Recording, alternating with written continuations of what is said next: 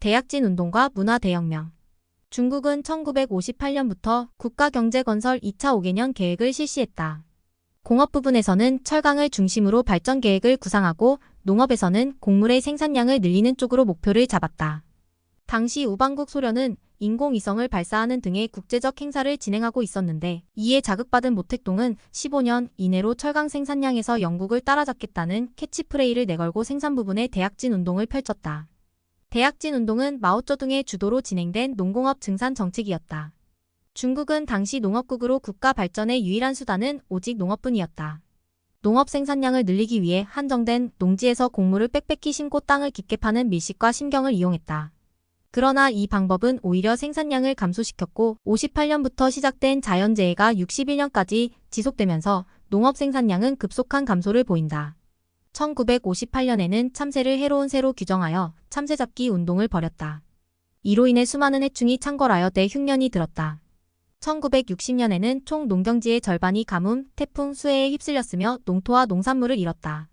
이러한 농업정책의 실패는 결국 수많은 중국민의 아사를 불러왔다. 또한 공업 부분에서는 철 생산량을 늘리기 위해 각지에서 용광로를 만들게 하고 철 생산량을 할당했다. 그러나 이는 재래식 방식의 흙 용광로에 불과했고 할당량을 채우기 위해 생활용품을 용광로에 넣는 등의 일이 빈번하게 일어났다.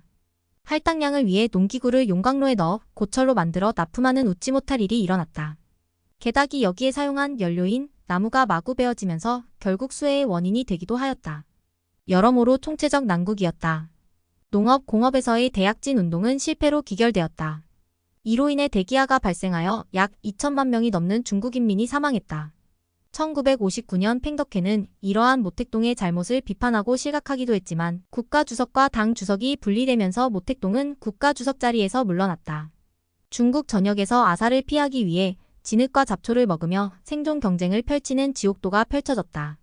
대약진 운동의 뒷수습은 유기소와 등소평의 주도로 추진되었다. 이들은 경제조정 정책을 통해 이 난국을 타개하려 하였다. 이때 흑묘백묘론도 등장하였다. 이러한 조정 국면에 대해 모택동은 수정사회주의 모델의 비판을 가하였고 이러한 갈등과 긴장은 모택동이 일으킨 무상계급 문화대혁명으로 이어졌다. 바로 문화대혁명의 시작이다.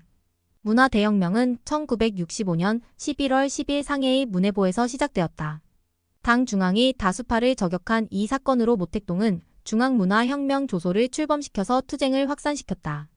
이 투쟁에는 대학생과 중 고등학생이 중심이 되었다. 이들은 홍위병이라는 이름으로 모택동을 호위하였다. 모택동은 낡은 문화와 사상, 습관의 파괴를 제창하고 반동파에 대한 저항을 정당화했다. 이 무렵 모든 학교의 수업은 중지되었고 다음 해부터 대학의 신입생 모집도 중지되었다.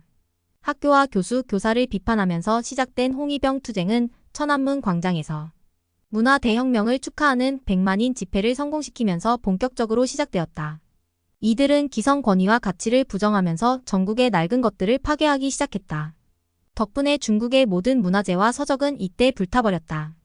이들에 의해서 반혁명 인사로 낙인 찍힌 이들은 자아 비판을 해야 했고 국가주석 유소기를 비롯한 수많은 지식인과 학자가 모독을 당하고 투옥당하기도 했다.